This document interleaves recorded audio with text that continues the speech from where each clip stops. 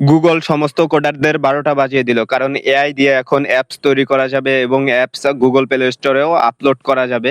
শুধুমাত্র ছবি এবং ভিডিও যেভাবে তৈরি করেন ঠিক সেভাবেই। তো আমি দেখাচ্ছি কিভাবে অ্যাপস তৈরি করবেন এআই দিয়ে এবং সেটি প্লে স্টোরে আপলোড করবেন। যেমন আমি হচ্ছে একটা ফেসবুকের মতো একটা অ্যাপস তৈরি করে এখন আপনাদেরকে দেখাবো। এভাবে আপনারাও অ্যাপস তৈরি করতে পারবেন।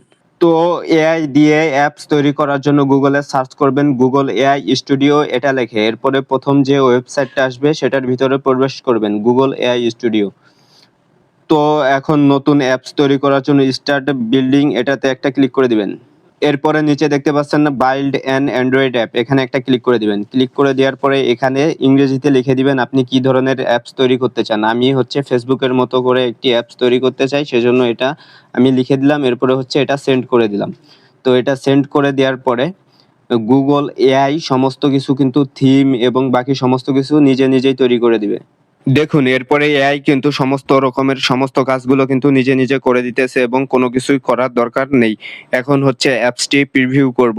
তো এরপরে দেখা যাচ্ছে এই এআই এমন একটা সিস্টেম তৈরি করে দিছে যা ফোনের সমস্ত সিস্টেম সাপোর্ট করে। মানে পুরা একটা ফোনের সিস্টেমই এটা বানাই দিছে। এখন হচ্ছে ক্রোম, ইউটিউব এবং যেখানেই যাক না কেন সেখানেই কিন্তু আপনার এই অ্যাপসের সফটওয়্যার চলবে। এর সাথে কিন্তু ফেসবুক এবং অন্য কিছুর সম্পর্ক নেই। এখানে দেখতে পাচ্ছেন এই যে ফেসবুকে ঢুকলাম, এই যে ফেসবুকের মতো একটা অ্যাপস নিজেই তৈরি করে নিলাম এবং পুরো একটা ফোনের সিস্টেম এর মালিক প্রায় আমি। এখন হচ্ছে এখান থেকে এটা ইনস্টল করব।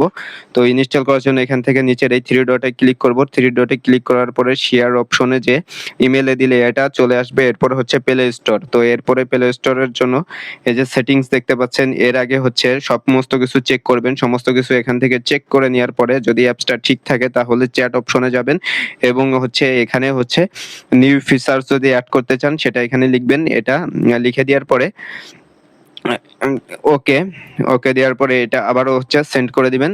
তো সেন্ড করে দেওয়ার পরে এরপরে আবারও প্রিভিউ বাটনে হচ্ছে ক্লিক করে দিতে হবে। ক্লিক করে দেওয়ার পরে হচ্ছে এখানে নিচের এই 3 ডট আইকনে একটা ক্লিক করবেন। ক্লিক করার পরে এখানে সেটিংস বাটনে একটা ক্লিক করবেন। এরপরে হচ্ছে এখানে পাবলিশ করে দিবেন। তাহলে এই অ্যাপসটা সোজা প্লে স্টোরে। তো এভাবে আপনারা অ্যান্ড্রয়েড অ্যাপ তৈরি করার চেষ্টা করুন, না পারলে কমেন্ট করুন।